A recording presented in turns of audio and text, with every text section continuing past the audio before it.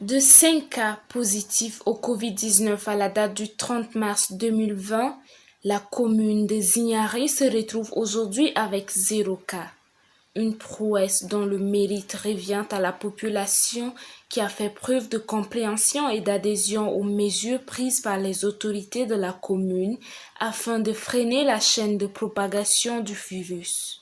On a eu seulement la chance d'avoir une population beaucoup plus responsable, la chance d'avoir une population beaucoup plus réceptive des sensibilisations que nous avons faites, des mesures que nous avons faites.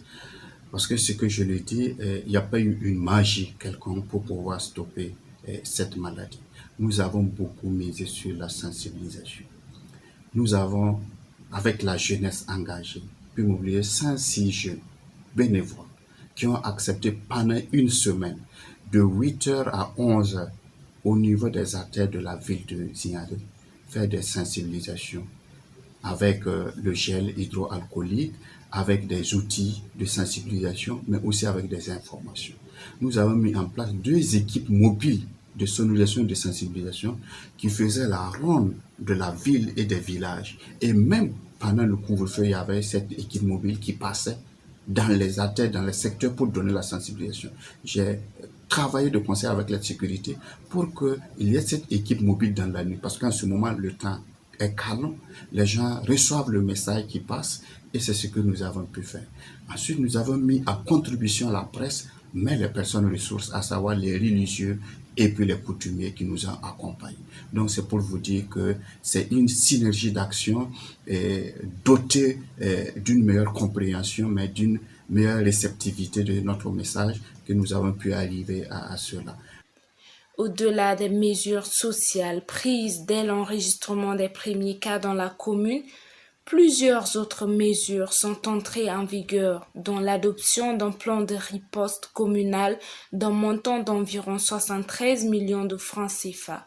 C'est un plan qui tourne autour de 73 millions et réparti en 4 axes essentiels. Le premier axe concerne la prévention à travers les sensibilisations. Le deuxième axe concerne le suivi des cas ou la prise en charge des cas qui relèvent du domaine de la santé.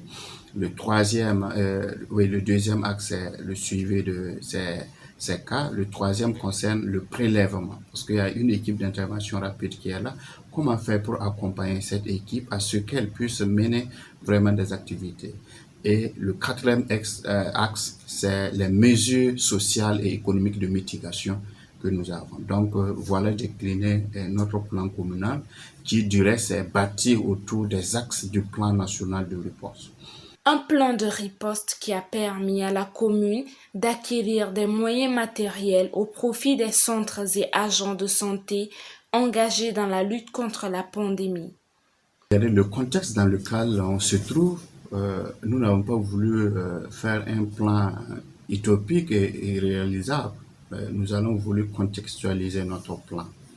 Et vous verrez que c'est le quatrième axe, les mesures sociales et économiques de mitigation qui s'élève à 20 millions 800.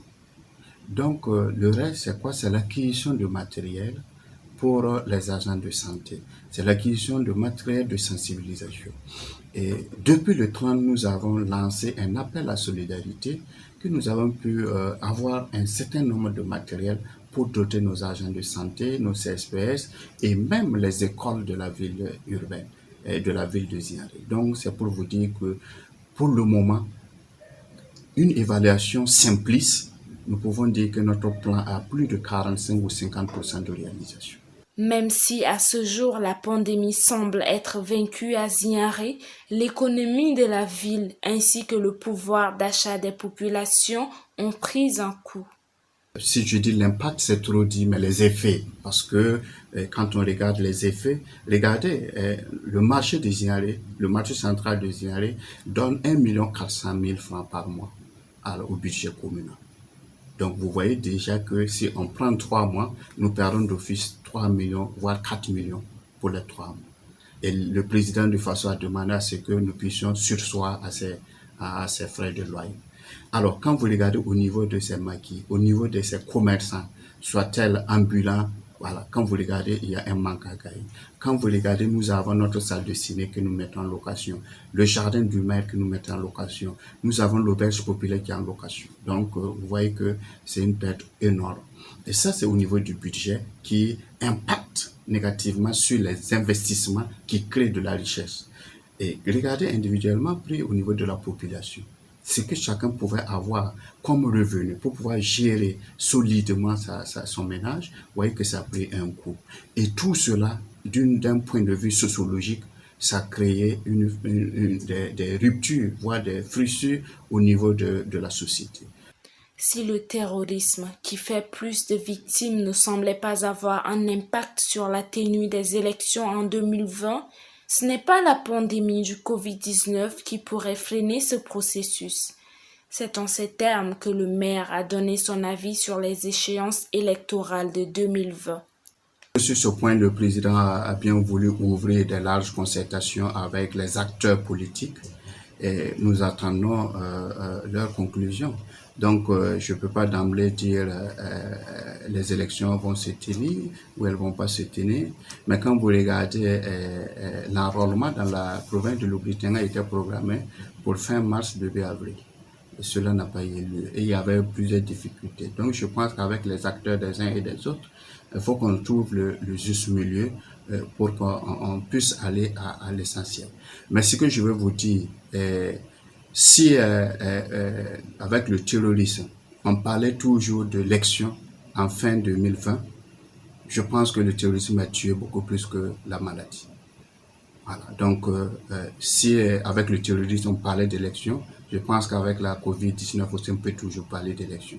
Pour redonner à la commune de Zignari son lustre d'antan, le maire, en adéquation avec tous les acteurs, prévoit la réouverture des marchés et yards pour le 29 avril.